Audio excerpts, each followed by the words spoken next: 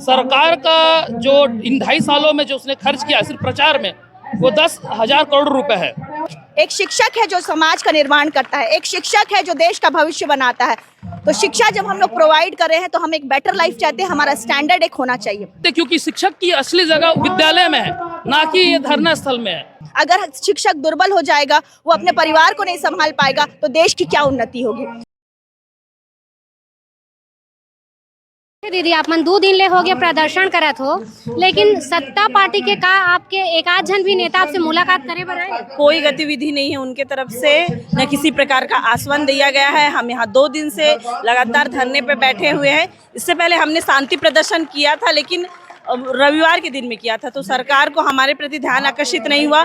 लगातार हमने 6 सालों से अपनी सेवाएं दे रहे हैं, बस्तर से लेके सरगुजा तक, सुदूर ग्रामीण क्षेत्रों से लेके शहरी क्षेत्रों तक, छत्तीसगढ़ के समस्त जिलों में आत्मानंद की कई स्कूलों हैं, 14,000 कर्मचारी कार्यरत है।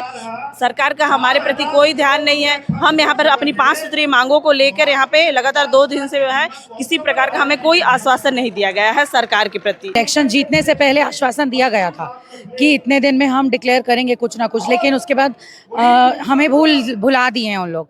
तो अब यही उम्मीद है कि या तो नेक्स्ट इलेक्शन के टाइम फिर हमें लॉलीपॉप दिया जाएगा कि आपको रेगुलर कर देंगे, ताकि इलेक्शन में फिर वो जीत पाएं। लेकिन हमारी मेन मांग यही है कि हमारा संविलियन किया जाए। सबके छोटे छोटे बच्चे हैं, किसी के ऊपर पूरी जिम्मेदारी है घर की।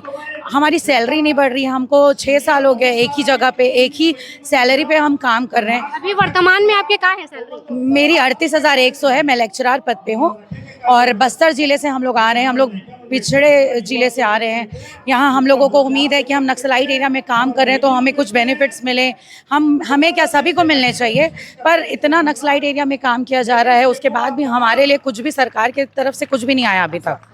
सरकार के बजट है, अगर कम खर्चा में हुआ थे तो आप मन के सैलरी बढ़ा के अपन ऊपर लौटकावा ली सकते। ऐसी कोई बिल्कुल भी बात नहीं है कि सरकार के पास कम बजट है।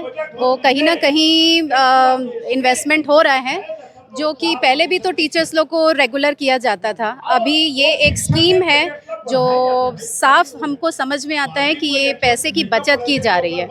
तो अन्यथा इसका मतलब ना लें, जो ये प्रदर्शन है शांतिपूर्वक है। अगर हमारी मांगे अभी नहीं पूरी होती है तो अवश्य हम दोबारा प्रदर्शन करेंगे। बिल्कुल शर्त यही रहेगी कि शांतिपूर्वक हो, और हमारी जो 5 मांगे हैं वो हम दरख्वास्त करते हैं सरकार से कि ये पूर्ण की जाए, क्योंकि ये नाजायज़ मांगे नहीं हैं। ये हमारा हक है जो हमको मिलना चाहिए, क्योंकि हम अपने बच्चों को छोड़कर, आज मेरे 2 छोटे बच्चे हैं, मैं उनको आज अकेले छोड़कर आई हूँ किसी पड़ोसी के घर में। तो अब एक माँ के नज़रिए से देखिए कि एक माँ के ऊपर क्या बीतती होगी। मेरे बच्चे का फ़ोन आया मुझे रोते हुए कि मुझे माँ चाहिए, और मैं यहाँ धरना प्रदर्शन में यहाँ बैठी हूँ। किस लिए? कि हम हमारे स्कूल के बच्चों का भविष्य अच्छा चाहते हैं, और साथ में हम प्रार्थना करते हैं कि सरकार हमारे बच्चों का भी सोचे, हमें रेगुलर करे। एक एफिशिएंट और इफेक्टिव वर्कर्स हैं हम लोग, जो 100% रिजल्ट प्रोवाइड कर रहे हैं सर। अगर हम भी अपने काम को लापरवाही से करेंगे तो क्या रिजल्ट आएगा, आप खुद ही सोचिए। मतलब कम पैसे से कम काम, ऐसा? हम अपना 100% दे रहे हैं मैडम। आप पूरा लिस्ट उठा करके देख लीजिए, 6 साल का सारे टॉपर आत्मानंद से निकले हैं। चाहे 10वीं का देख लीजिए, चाहे 12वीं का देख लीजिए, हर जगह के बच्चे टॉपर्स रहे हैं। मतलब टीचर्स मेहनत कर रहे हैं, हम बहुत मेहनत। मैं लेक्चरर हूँ, कॉमर्स पढ़ाती हूँ, और हर साल मेरे स्कूल में मेरे बच्चे टॉप कर रहे हैं। डिस्ट्रिक्ट से टॉपर रहे हैं, डिस्ट्रिक्ट टॉपर रहे हैं। रायपुर में उनका सम्मान किया गया। और रहा सवाल बजट की, जो बात कर रहे हैं, कोई बजट कम नहीं है। जब महंगाई का दर बढ़ रहा है तो सरकार के पास उतना बजट भी होना चाहिए, बिल्कुल होना चाहिए। बाकी चीज़ों को आप इधर उधर इन्वेस्ट कर रहे हैं, उसके बजाय पहले एक शिक्षक है जो समाज का निर्माण करता है, एक शिक्षक है जो देश का भविष्य बनाता है। तो शिक्षा जब हम लोग प्रोवाइड कर रहे हैं तो हम एक बेटर लाइफ चाहते हैं, हमारा स्टैंडर्ड एक होना चाहिए। अगर शिक्षक दुर्बल हो जाएगा, वो अपने परिवार को नहीं संभाल पाएगा, तो देश की क्या उन्नति होगी। इसलिए सरकार के पास तो बजट है, वो सही जगह लागू नहीं कर रहा है, उनको बिल्कुल लागू करना चाहिए शिक्षा के क्षेत्र में। मेरी अपील है, जो अभी शासन में है उनसे मैं अपील कर रही हूँ कि वो हमारे लिए फेवर कर सकती हैं और बिल्कुल हमारी मांगों को सुने। हम बिल्कुल एक अपने निवेदन को सरकार के सामने रखें। 6 साल से हम काम कर रहे हैं, 1 रुपए भी नहीं बढ़ा है मैडम। आप देख लीजिए पेट्रोल का कीमत कितना है, LPG गैस का सिलेंडर कितना है, लाइट बिल कितना पहुंच चुका है। आप सोचिए हम अपना घर कैसे चलाते हैं। इवन जो हम ट्रैवल करके आए हैं, हम जो आप खर्चा टोल करके टैक्स आए भी हैं, कितने टैक्स पे करके आए हैं, गाड़ी का खर्चा करके आए हैं, यहाँ रुकने का खर्चा है, 2 दिन से हम यहाँ पे है, उसका हमको कोई भत्ता या कोई पैसा नहीं मिल रहा है, हम अपने खर्चे पे आए हैं। हम वो 38,100 रुपए मिलता है, वो 38,100 रुपए में महीना चल सकता है क्या? परिवार को हम पाल सकते हैं क्या? आप ही बताइए। आज के समय में बहुत मुश्किल है मैडम, तो बजट तो सरकार के पास है।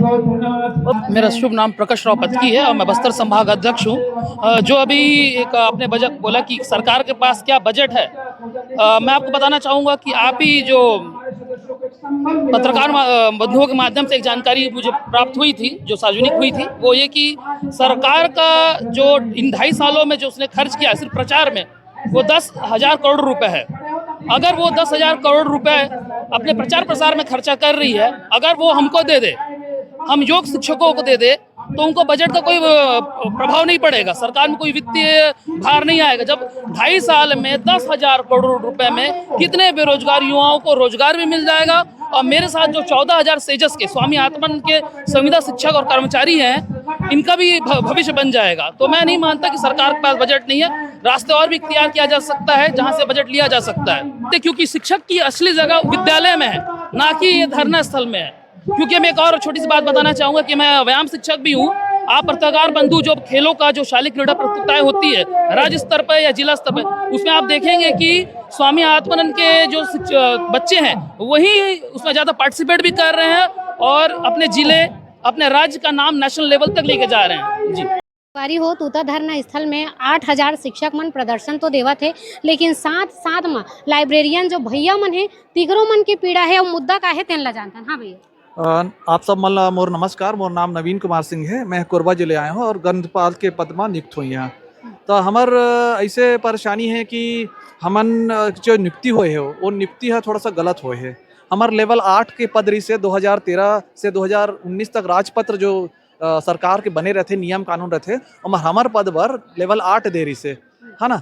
तो ओमा का हुई से कि जब हमार नियुक्ति हुई से 2019 के बाद ये लेवल 8 लाना 4 और 5 में विभाजित कर दी, और उसका कोई आधार नहीं है। अगर कोई आधार होते कि भाई लेवल 8 के पद है, आप पहली स्नातक बना तहाँ बी लिप करिया, तहाँ ये करिया, तब लेवल 8 मिली, है ना। तो शिक्षक मन के उसने होते पहले वो स्नातक करते फिर बीएड करते तब लेवल 8 जाते।